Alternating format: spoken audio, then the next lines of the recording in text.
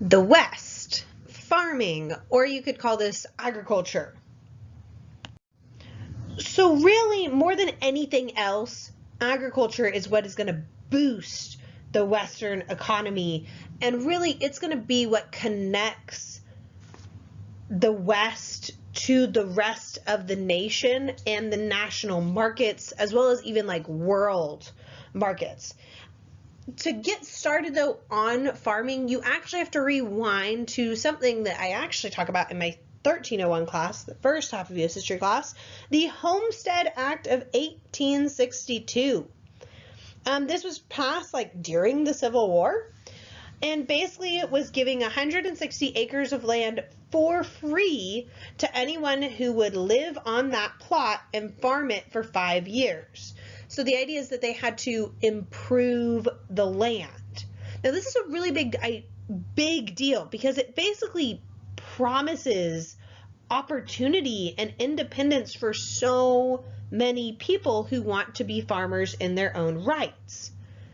However, there are going to be some limits to it. So I want you to think, if tomorrow you had to start a farm, what specific thing would you need to start your farm?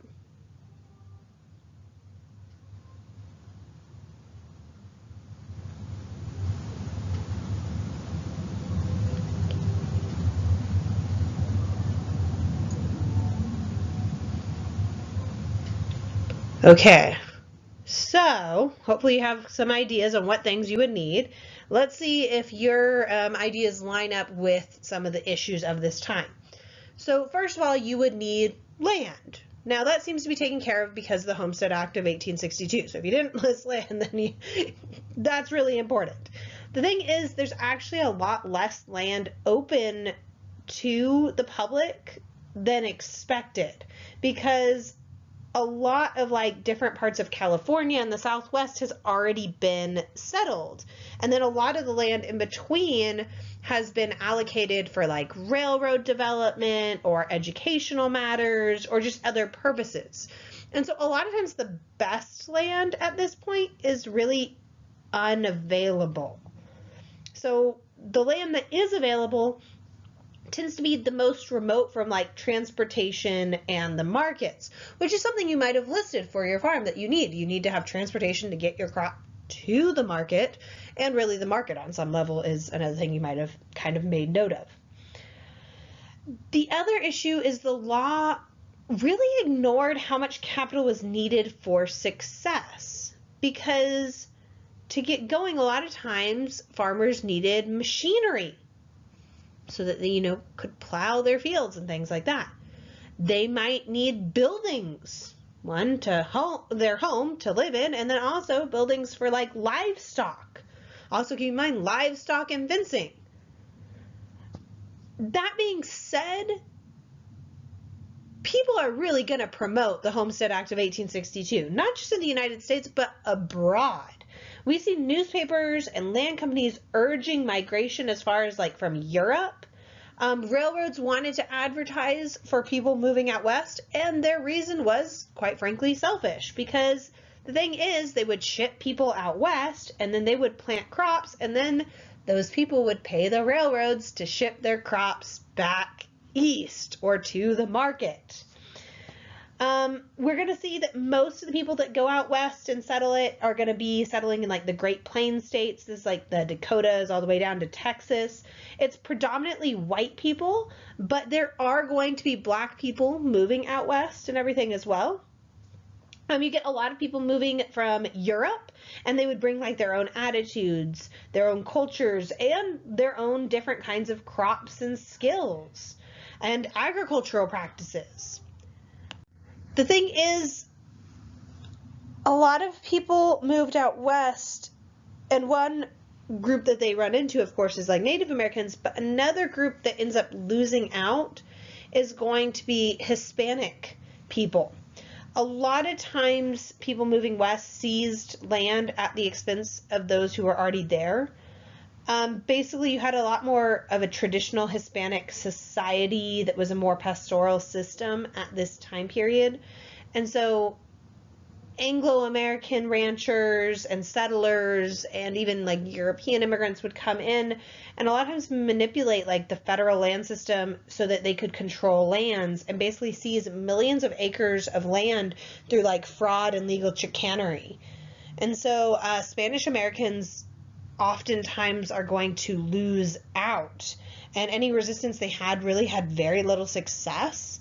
Like I said before, they just couldn't maintain the pastoral economy they had been relying on previously, and a lot of them are going to become like seasonal wage laborers, but really it's an Anglo-dominated economy. So what about establishing one's home and their farm? Well, you have to keep in mind, if we're on the prairie, there's very few trees. So there's not a lot of wood to build a house out of.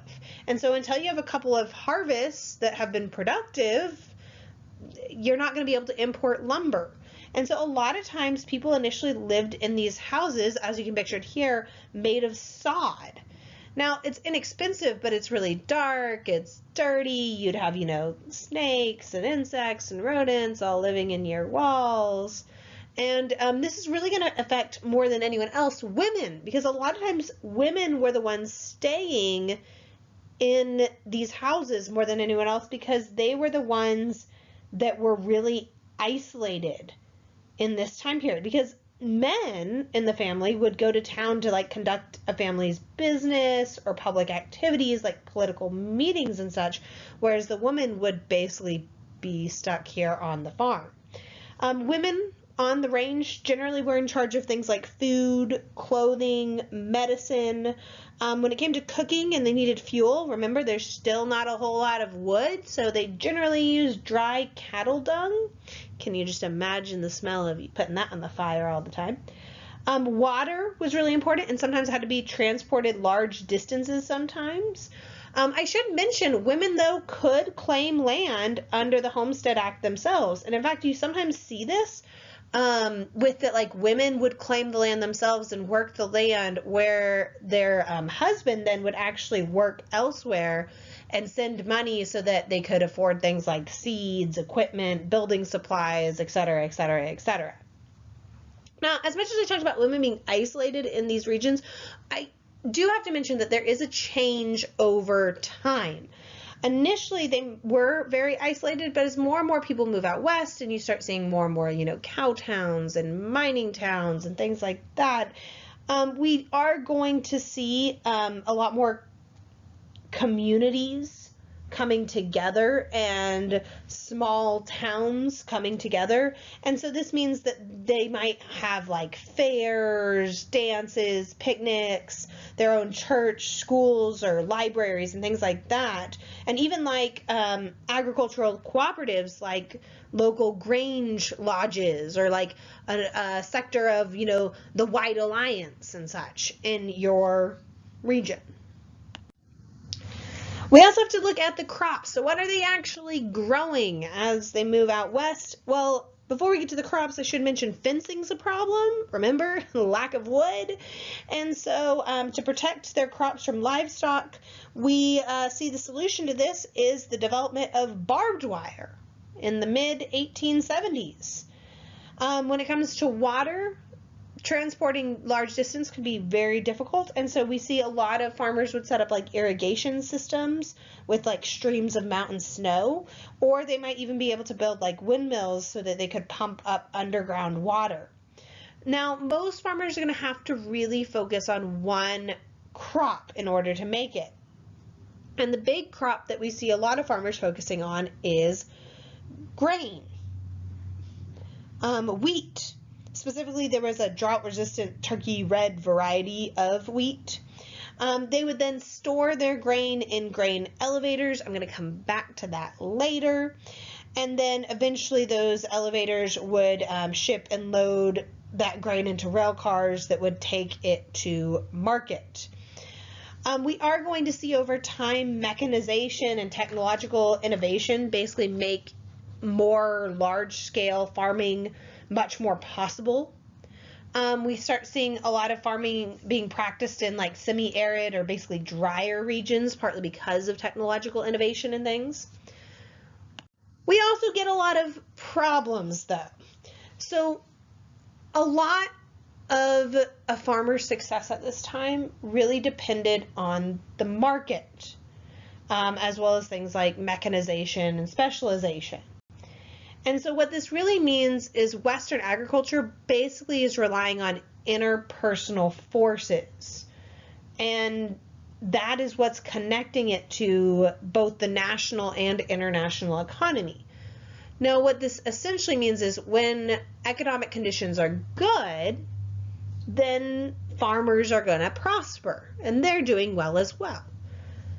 But when economic conditions are bad, farmers are going to face lots of problems. Now, before I actually get into the problems they face, I should mention even when times are good, farmers are also going to have to face different adversaries. So it'd be things like natural hazards, like just weather, droughts, plagues of grasshoppers. If you've ever been somewhere that has a lot of grasshoppers, they like chew up everything. So it's not just like chewing up the crops, it would be like chewing up bedding and woodwork and furniture and sod houses and things like that. But then I mentioned that when times are bad, farmers are going to be especially hurt. And so, like, giving you some examples of that, in the late 1880s, we're going to see a particularly bad drought across the United States that happens to coincide with a slump in crop prices. Basically, there was a world surplus of grain, and so this drove down the prices of grain because supply versus demand, too much supply, not enough demand, the price goes down. And so a lot of Western farmers during that time basically faced disaster. Now, they had to find someone to blame for their plight, and there were some issues, and so they would condemn, for instance, like railroads, because they felt like railroad companies charged them excessive amounts and discriminatory freight rates to get their grain to the market. Also, you see farmers blaming like grain elevators at local buying centers. The thing is, grain elevators were really problematic at this time because basically they were a local monopoly that, if you think about it, if you're a farmer in one area, you don't have multiple grain elevators to sell your grain to. You have one. And so it's basically a monopoly. It's just a localized monopoly. And so a lot of times these grain elevators would basically cheat farmers by like fixing low prices or misrepresenting the quality of the wheat. And actually in this way, you see definitely like systematic fraud across the West being conducted by the owners of these elevators. And this cost farmers like a massive sum. Also, you have to keep in mind, a lot of farmers were in debt before they even began because they had to borrow money to buy like equipment and machinery from like Eastern investors. But then with failing crops and you have a failing economy in places, basically this debt would just be too much. And so we start seeing it about like 1889, a lot of Western farmers are going to end up having to foreclose on their farm and basically move into towns and more into industrial enterprises to work in these in different regions, like back in the East, or as you see industrialization spreading west, really. So I want you to take a second, think back to what you kind of made note of, what was really important about like cattle and ranching and what was really important about mining. And I want you to think of these three different sections of the West. What is similar and what is different?